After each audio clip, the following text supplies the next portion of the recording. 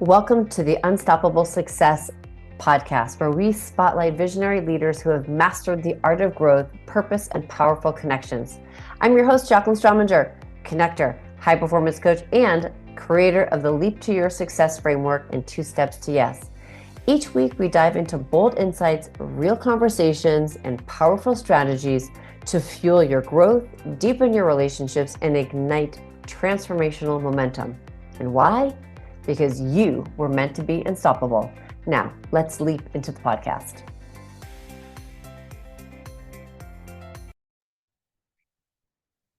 Well, hello, everybody, and welcome to the Unstoppable Leadership Spotlight podcast. I am your host, Jacqueline Strominger.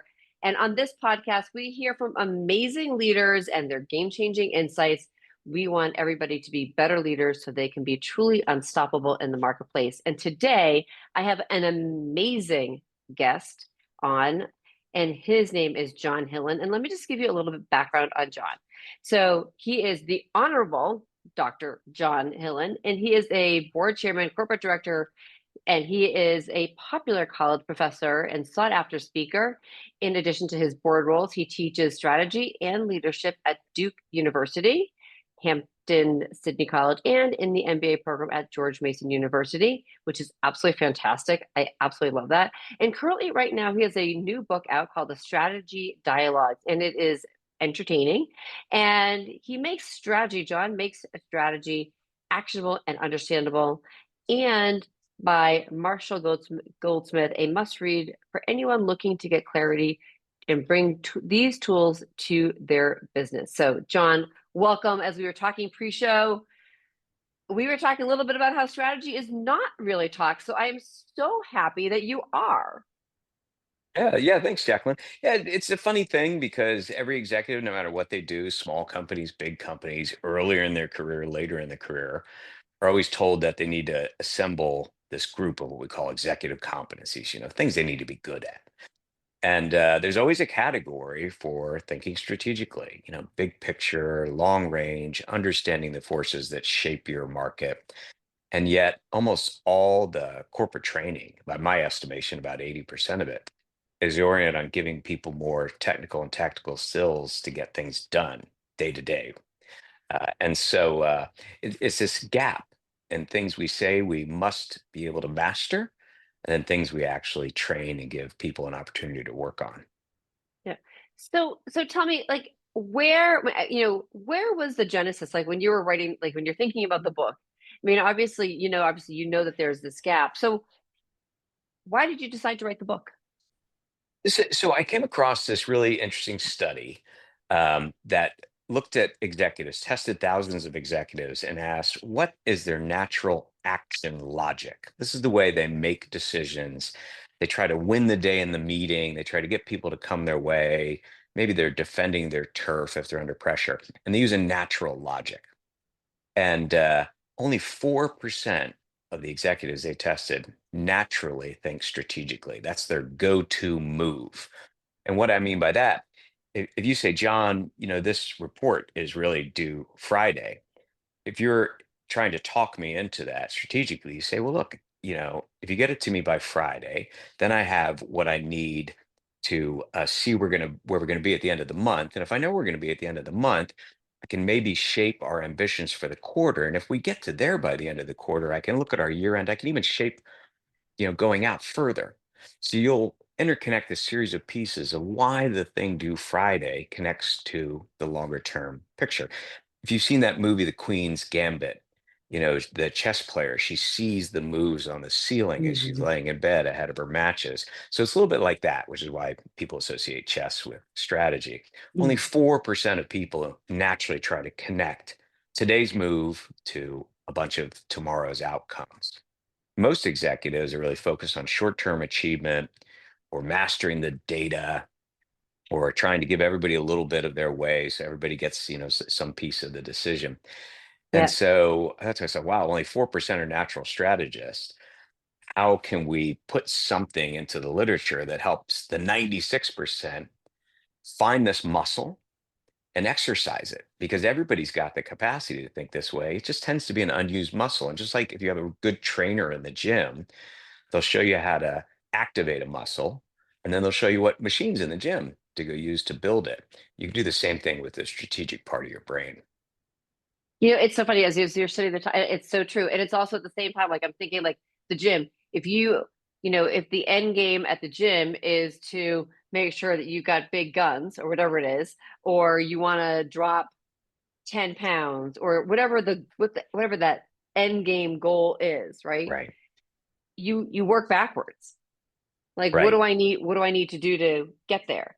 And it's the same thing. And what you were just saying about so many people are looking at what they have to do today to move the needle. But in actuality, right, we really need to look at if I want to be a $5 billion company in 5 years, I need to go backwards. And so that what I do today is actually building on the things that I need to do to get me to the five.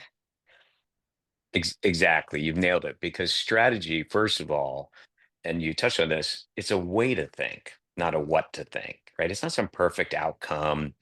It's not a magic answer. It's a way you interpret your surroundings, you process information, and you start to put together plans. Those plans, those moves interconnect and add up to where you're going. And so that whole journey, that's strategy. It's a complete blueprint. It's a game plan to get you from one place to another. The another place should be a place of more advantage, whether it's growth, whether it's competitive strength, whether it can be a defensive move in the marketplace. But it's a series of things that interconnect to get you to a place of greater advantage. Okay, so here's my question for you. So people are listening right now, right? And we've got leaders that are listening and they're like, okay, I get this. I'm understanding the whole concept. What's the first thing that I need to do today to think more strategically? Yeah. Well, in Vegas, they have these tells. Well, I always say, what's the tell of somebody thinking strategically? They're thinking long range, not short term. They're thinking big picture, not their immediate surroundings, their challenges that week. They're seeking to connect things. Analysts break problems down. A strategic mind weaves everything back together. What's going on with my suppliers, my customers, my competition, technology, the regulatory environment, the economic environment, consumer habits. And they look at the way all these ecosystems that affect their business interconnect. So that's another giveaway for a strategic mind. The other thing I found, Jacqueline, is that people who are thinking strategically are oriented towards the future and they tend to have a different attitude. They don't say no to themselves. They say, if I'm going to do that in the future, what would have to be true for that to happen? They don't say, oh, that'll never work. They say, what would have to be true for that to happen? And they can start playing with scenarios and seeing how realistic it could be, weigh pros and cons. So there's a creativity, there's an art of the possible attitude about thinking strategically. And I think those kind of characteristics really separate strategic mind. And everybody can practice this. I tell, companies, I say, don't wait for your mysterious once a year strategy offsite. Like this is Sorry, I have to daily, laugh. Sorry. yeah, right, because everybody Sorry. has it, right? This should be daily hygiene. Like have a strategy moment in your meetings where at the end of the meeting you say, okay, this thing we just decided on, everybody, let's go around the room and make sure everybody understands how it connects to the big picture and the long range plans. Right. And I guess that's it. The other key question is as a leader, is it would you say take a look at, and I'm going to think about this in the standpoint almost like from the standpoint from an entrepreneurial standpoint where you got your solopreneur, right? They still need to Mm, think. There's thinking big in strategy, but then they also have all the day to day. So right. would you say look at those, I shouldn't say, like what would you say to them, like what's the way for you to think strategically as the entrepreneur? Right. Yeah, and really important. I say, one of the excuses I hear from people sometimes, they say, "Oh, I don't need the strategy stuff because we're a small company, or I'm just getting started." That's a big company thing. IBM needs a strategy. I don't. I'm like, yeah, of course you don't. I would never want to know what the weather is. I would never want to be prepared for it. I'm just going to go out every day and hope something good happens to me, right? And then people say, "Okay, I get where you're going." But even smaller companies, and there's a day in the life of every entrepreneur where In the morning, they're working on the biggest deal they've ever worked on. And in the afternoon, they're fixing the office coffee machine, right? That's just the life you go through as an entrepreneur. So I'm a swimmer, and nobody ever asked me what arm I swim with. I swim with both arms and both legs. And so people need to think of it the same way. You have to get your tactical things done. We're paid as executives at any level to get things done. But you also have to think and plan for the future and start to put together those pieces we talked about. These are Yeah. two different parts of the brain, quite literally, right brain, left brain in many ways. Right. And you've got to have all muscles working. And when I coach executives, actually color code on their calendar activities that were oriented around short-term execution and activities that were oriented around strategic progress, which tend to be longer range in nature. And people can see how their day breaks up, which meeting satisfied which kind of task that they're responsible for. I actually love it's like, people talk about like what bucket or what shelf are you working on right now? Like Mm, where is that, right? In that play. Something that you said too that I kind of want to go back to a little bit. So and we were chuckling about it about the yearly strategic meeting, mm, whatever. And I can't begin to say how many that I've been through. And you're like, okay, why did we even do that? We've right, done like it's like you do it and then right. Everybody not much comes at them happens. as like, gosh, now I just lost 2 days of answering my emails because I've been sitting in a strategy offsite. Right, right. And we Right. never we actually didn't come out. You talk about strategy, but what's the action plan? Right. No, that's really important. In fact, I was doing an offsite earlier today with a company, and I said one of the most first you've got to manage expectations, right? It's not something. There's not like some leprechaun at the end of the strategy rainbow that says, "Hey, here's your magic answer. Here's your plan for the next 5 years." It's a And your process. and your bucket of gold, right? Right, exactly, exactly. So it's not that. So, thinking about strategy, working on strategy, which should always be a collective exercise. You get the whole team in there. Is not something that gives you, this magic solution. It's not pixie dust. So there's expectations. The other thing, the worst thing you can do is just let it sit. I think all executives, all leaders need to be oriented towards action. And so you immediately pluck out, which is one of the things we did at the end of the offsite today, which was, okay, what can we act on now? We know direction. We've agreed directionally where we need to go. We've even begun to perceive and write down some of the actual individual moves and when they might happen that'll pull us in that direction. A direction we've all decided leads us to a better place, whatever better means for your business. So let's knock it out. What low hanging fruit? What can we do today? Let's celebrate that when we get it done tomorrow. What's a monthly thing? What's a quarterly thing? So I think people can start to lay out almost like stepping stones, these moves, as long as they keep the momentum of the organization going in the strategic direction upon which they've decided. And it is so true. And it's, creating that act on, I think that is it's so important to be able to have that. So something that you said that I kind of want to ask you about too is, you know, and I think this is it's a huge insight is that strategy session should be collective. It's with the whole team. Mm. And so how many times, in your experience, have you seen it be just the executive team? Yeah, too often. And, a lot of the best thoughts about the things I've been talking about, strategy, how our customers behaving, how our suppliers behaving, they tend to come from the people who, in an organization who are actually touching those ecosystems. And so I do think you want different voices in the room, people with different perspectives who are viewing the world of that enterprise differently, and you think together. And I do it in my offsites, very structured way. Everybody does, but you want to think together. And we use these things called frameworks and strategy work. And there's simply a way to organize your thinking, like the old BCG matrix. It's just a way to organize your thinking and start to ask hard questions. Gosh, which of the businesses we're in are in the growth areas, and should we invest in those? Which ones are great businesses, but they're not really going anywhere, and maybe we'll just harvest those things. And which things, we're trying, but they're not working out so well. Maybe we need to stop doing that or divest.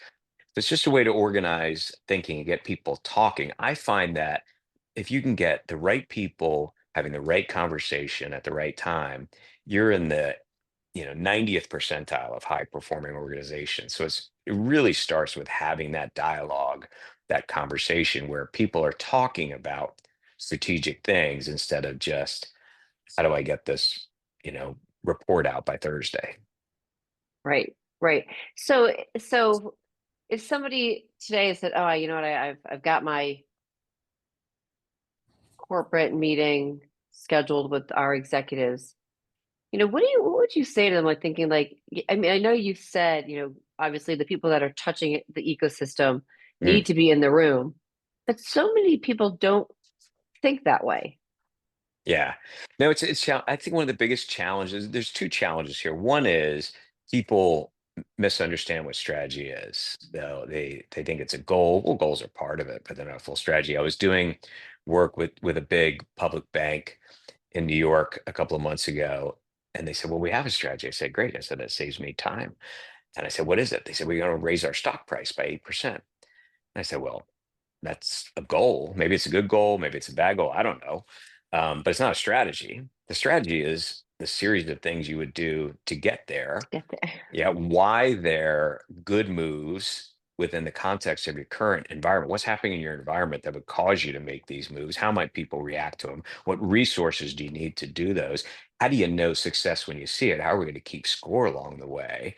And then who's doing what on this journey and how all those pieces fit together?" And they're like, okay, a vision's not a strategy, a mission's not a strategy, a set of values is not a strategy. All those things are important and inform the strategy, but the strategy is that, that full game plan. So that's problem one is just knowing what you're trying to do. The second biggest problem, and you probably experience this a lot, is we mistake strategic planning for strategic thinking. A lot of times, what we call strategic planning is a thinly disguised annual budget drill, Really? and it's bottom up. Everybody wants data. Well, if you have data, we can only have data on the past or maybe the present. So it naturally drags your mind backwards. Whereas, as I mentioned, strategy is casting your mind forward into the unknown. It's about the future. The future hasn't happened yet. So there's not really data for it. And these two things get confused. And what you often get with what I call corporate programming, or what a lot of people think is strategic planning, is you get a bottom up assessment based on last year's baseline. And then there's some modest improvement. People say, well, there's our new strategy. I'm like, yeah, you're modestly improved over last year, which may be fine. But if you're really looking to transform the organization and move into a place of greater advantage, you can cast your mind forward and away from the data in the past. So it's a little bit more top down Right. driven. So if I can get organizations past these two hurdles, sort of opens up the aperture. And everybody's like, oh, yeah, let's start thinking what's happening in our market? What is our competition doing? Why are consumers behaving the way they're behaving? What changes are coming down the road? Technology, everybody's talking AI, how's it going to affect us? Those are the conversations you want to have when you're doing strategic thinking. Right. And so the thing that just came to my brain, and I really and I is like is it's um your goal versus aiming. You know, Yeah, s- how are you, and strategy versus just aiming to something. Like right, how am I going to get there? You right. know, for and I'll share a funny example of something that made me actually walk away from a company. So when I was in magazine publishing, I was sitting in a room, and I love to my brain, consumer marketing is both left brain, right brain, because you have to be creative and you have to be analytical. So I loved that. That was like my, like, you know, um, I would geek out on econometrics, whatever. But when I'm sitting in this meeting, and I'll never forget this. Like it was just like yesterday. I got the president of company on one side and the senior VP of sales and marketing on the other end of the conference table. CEO goes, think we need to make a little bit more money. And the VP goes, we're going to raise the price. And You I two was should like, talk. and I was, and then I said, And I'm sitting there thinking about this, and I'm thinking, what? He's like, you want more money, you're going to raise the price. Have you thought about the implications? Like, do you know that if you increase your, like, statistically speaking, if you Right. increase your Right. price by 10%, you're going to lose this number of customers? Which do Now they could both be right if they took the time to sit down and say what would be the things that might link these two right, goals. So you're going to add additional features. You're going to go after new subscribers, and even at the higher price point, people feel like they're getting something that's differentiated, and then you can run models. right. Right. But yeah, I find that all the time. People come in with a goal. It's often something that is uniquely suited to them. The finance people have a finance goal, and the marketing people have a marketing goal, and the engineering people have an engineering goal, and so on. Yeah, to Um, the meeting up of these things and making sure they all fit together, that's when a strategy starts to emerge. right. I was going to say because you those all need to come together so that there's that crossover, right, where they all come together so that they're at the end point. They're all working towards the same future Right. value that they want to have, Right. which Exactly. is Yeah. quite interesting. It's quite interesting. So tell me, you have had like this amazing career. You've worked in government. So when you're thinking about how that, like all of those pieces from CEO to like, does strategy differ? It really doesn't. This is one of the themes of the book, which is that I'm a classically trained strategist, which in classic terms, we apply to the word itself comes from the Greek word for general. So strategy is associated with military stuff. It's associated with, nations doing their thing on the global stage and all that. And, I was a assistant secretary of state under Condoleezza Rice. So I get that world, right? And she's a genius at the big picture, global stuff. But that's just like the basic science. The applied science is applying thinking strategically to any setting, a sports team, a business, a nonprofit, and I worked with all of them. The basic elements of strategy, which we've been talking about, you just apply them to all the rest is X's and Yeah, O's, and you figure it out. So for me, when I made the leap from the military and government into business, I came into the business world with only two skills. One is I knew how to think strategically. Where's this organization going? Why?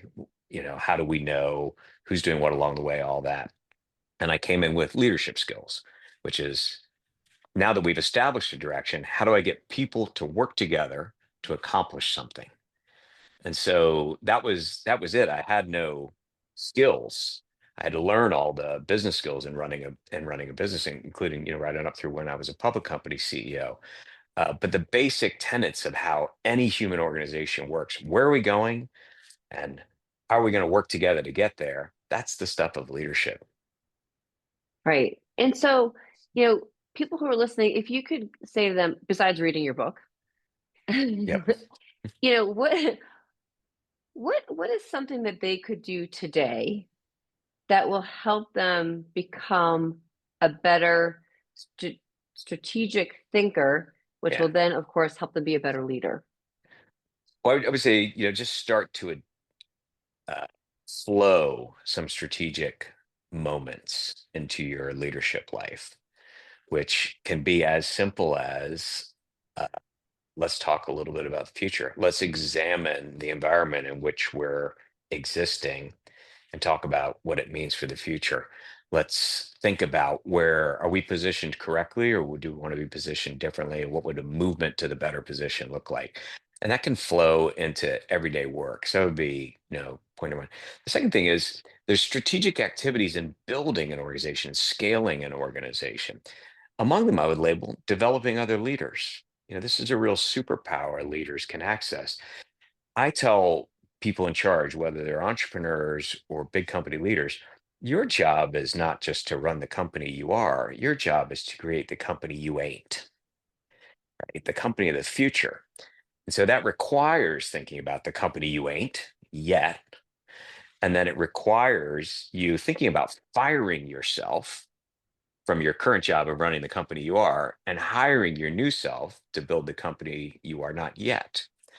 And that implies that you need to leave the company you are in good hands, which means you need to spend time coaching, developing others.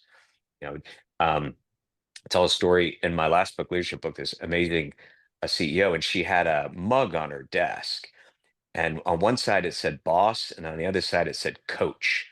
And when you came into her office, depending on what kind of meeting you were with her, she would spin the mug around. So you knew this was a coaching session or this was a boss meeting, which I thought was a really cool I love device. that. Yeah. That's really great. That's really Yeah. great. But what she really internalized is that she had both jobs, not just to run the shop, but to develop people to help her do that so that she could keep growing as a leader and build the company going forward.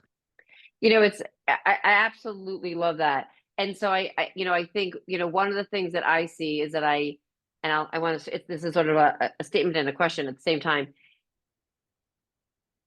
I think a lot of people forget that the word leader Mhm. is to actually lead people to something. Right, right. Like we are, and so, my question is as we think of that word leader,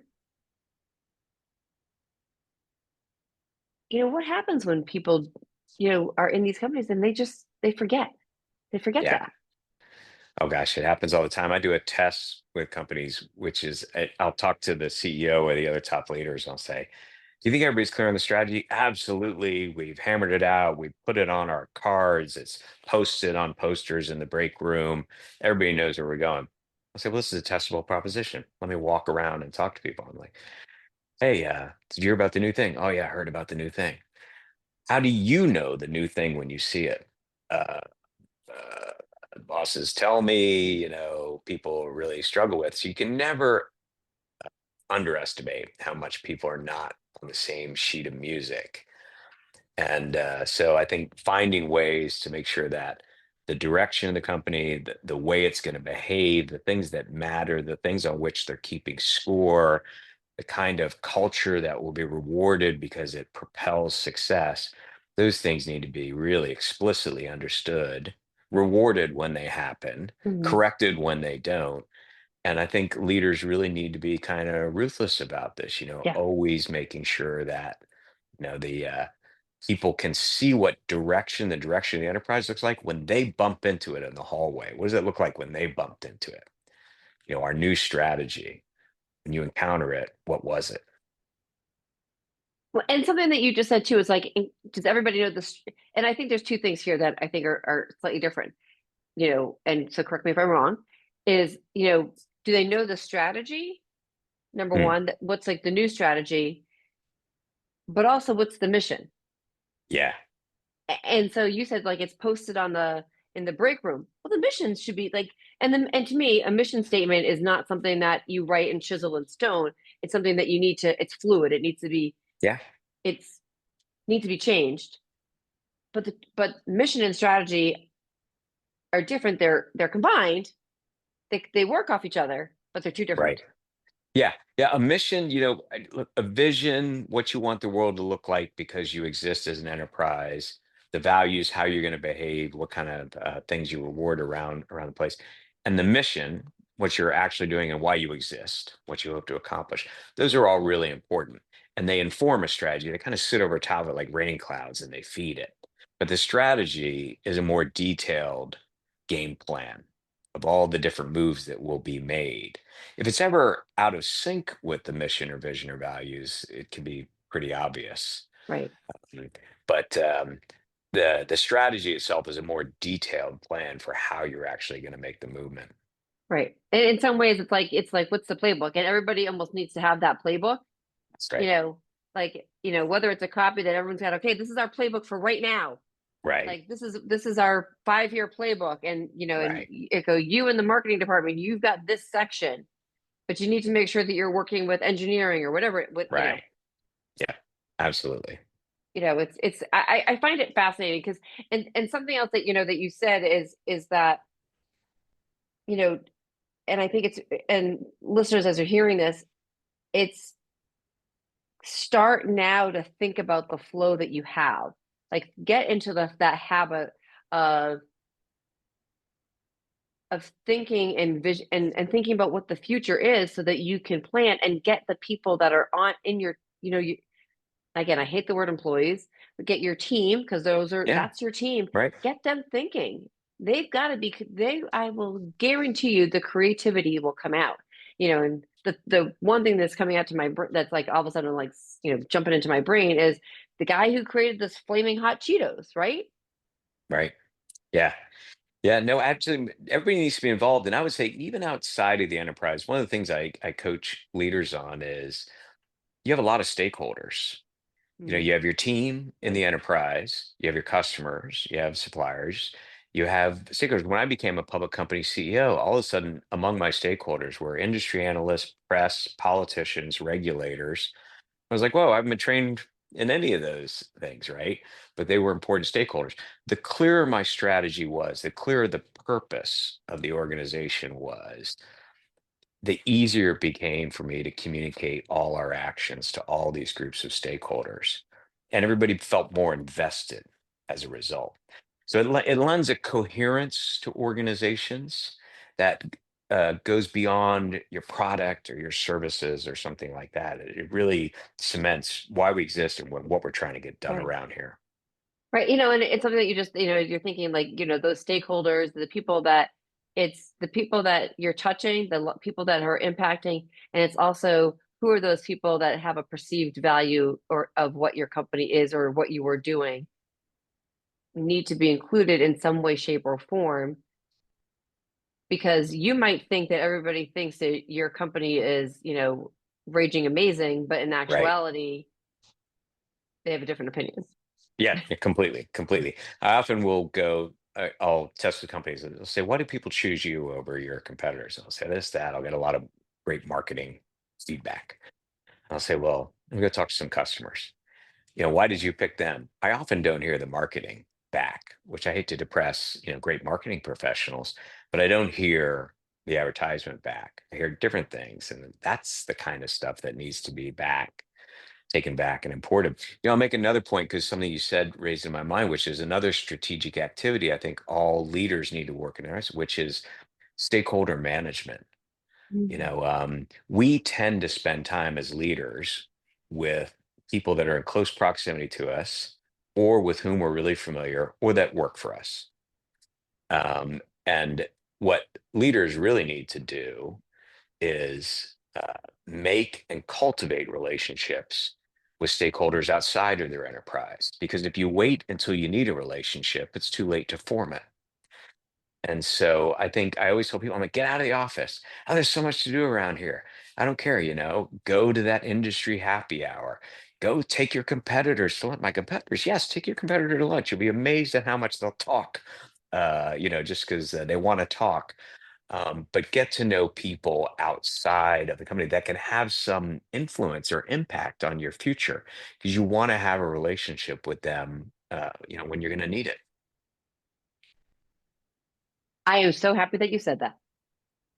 So I 100% agree. And I think that is so critically important. And I actually just had a conversation with one of my really great friends who's a CMO of a company. And we were talking about how, you know, and I did a post on this too, is that leaders like you as a person at a company, you need to be able to get yourself out of the company to meet Mm, other people because no offense to companies, it's not like it used to be where right, you were employed by X company for your entire right, career, right, right? So things happen. Companies get sold. You don't know you might not be in the C suite knowing what's happening. And even if you are in the C suite, you might be there one day and all of a sudden you're out.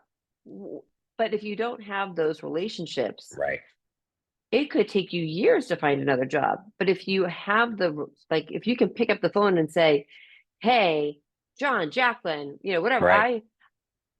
we connected. This is where I am, whatever it is. Like, and you've built a relationship. Right. So critical. Yeah, and I think that's the key thing. As you've implied, the best strategic relationships are non-transactional. Yeah. Right? They're not there. I'll scratch your back, you scratch mine. Those are, I tell people I tell executives you have three buckets of relationships. You have your personal network, which is great. That's like your personal board of directors, people that get you, know you, can give you advice. Then you have your operational network, which is the 10 or 12 people you need to touch every day to get your job done. And that's kind of chosen for you. But your strategic network is up to you. And that's a set of people that you don't necessarily rely on day to day to be successful. But you know them, they know you, you respect them, they respect you. They'll take your call, you'll take their call. They'll do things for you, you'll do things for them with no, Right. implicit reward that day. um, but you each matter to each other, and that's if you can build those kind of relationships, they always Right. stand you in good stead. So you asked, what is a set of strategic activities other than planning for the company people can do in their lives. I tell executives, build those leadership networks outside of your business. Yep. And it's a true. So my post or I did I don't know if it was a post or wrote about it, whatever, but it was on that point, but also don't hold your network to yourself. Yes, yeah, that's right. I think You it's, actually gain power by giving it away. Yeah. yeah, There's a very famous woman, you probably heard of her, Heidi Roizen in Silicon Valley. And Heidi became basically the relationship broker during Silicon Valley's formative years. And she, literally introduced Bill Gates to, Steve Jobs and things like that. And she would have spaghetti dinners that she would make herself, and her kids would be running around pajamas at her house in Palo Alto. And everybody would come because Heidi was an honest broker. She would just say, "You have to know Jacqueline. You guys have a lot in common. You get along. I could see ways you could help each other." And so to be a relationship broker, to build those relationships is a powerful thing. And if you guard your network and refuse to use it, then it atrophies. right. Yeah. And so, and I think it's so important. So I feel like leaders, as you're listening, remember you're, you're leading people. Mhm. You're trying to be strategic, and by leading people too, and helping, you want to help those people in your fold also be strategic in where they want to go with their life. You're the leader. Right. So to me, it's like help them be the best that they can be. That's right. That's right. I was running a company once, and I stood up a high potential program for our up and coming younger vice presidents who had extraordinary potential. And a couple of the older executives were like, "Gosh, what are you doing? You're going to wake them up to their own potential, and then they're going to leave." And it happened. A couple of them, realized how amazing they were in the course of this training, and they did leave. And I said, don't worry. They're going to be in our network forever, and some will even come back. But people were viewing their high potentials as just a great worker, as opposed to someone who could be developed to do more, as if they were just a, slower, smaller, slightly better smelling horse, right? Just pull your wagon. And Right. no, I don't, in a knowledge economy, you can't treat people that way. So I'm for the more I've helped people unlock potential, the more I've been rewarded in the enterprises I'm leading. It always comes back. It's not just karma, it's just good business. Right. So I'm sure you probably have read it, but Bob Berg wrote Giver's Gain or Go Yeah, Givers, right? So right, Bob right. Berg was a guest on the podcast, and his episode's coming out. But great, like the whole philosophy, right? Of Yeah, being able to give without, detaching from an outcome. Like there's no outcome that you're not, it's not a transactional give. It's right, just a exactly. give. Like, I want to Exactly. Yeah, help you. Oh, who can I connect you with? Oh, this is exciting, right? Like, right. I mean, that's like, to me, like that fills my cup. Anyway, John, I could talk to you for hours because I love this stuff. I love talking about leadership. I love talking about strategy. and helping our leaders. So tell everybody where they can connect with you, find your book, which I will also just say I will actually put a link to the book in the show Sure. notes too. Great. But Yeah, so the book's on Amazon or wherever you get your books, all the various every format. It's out now in Audible. It's I think the Audible it should be popping out next week or so, but it's on Spotify and Apple iBooks and all the rest of it. And then my website's johnhillen.com, and you can see some of the work I do there and some of the things I write about there. But yeah, it's great. I'm excited, to be on your show, first of all, but I'm also just excited to help bring other leaders along. When I look out at the world, whether it's the business world or other parts of the world, I'm like, we need more people who are operating, thinking about themselves as leaders who are there to help others and help organizations. And I think that propels the whole human enterprise forward. yeah, it truly does. It really truly does. So John, I have loved having you as a guest. Listeners, please do me a favor. Click the link that's going to be in the show notes and get his book. Go check out his work because he's truly amazing. And then please do me a favor. If you have enjoyed this episode, please make sure you have hit subscribe and also share this episode with your business friends and colleagues because that is so important. The more we can create better leaders, the better world we will create. So this is the Unstoppable Leadership Spotlight podcast. I'm your host, Jacqueline Strominger, and thank you, John, for being an amazing guest. Thank you. Thank you so much for joining me on the Unstoppable Success podcast, where we don't just talk about growth, we leap toward it. If something today lit a fire within you, sparked a new idea, or gave you the extra push forward, please don't keep it to yourself. Share this episode and podcast with a friend, colleague, or fellow high achiever.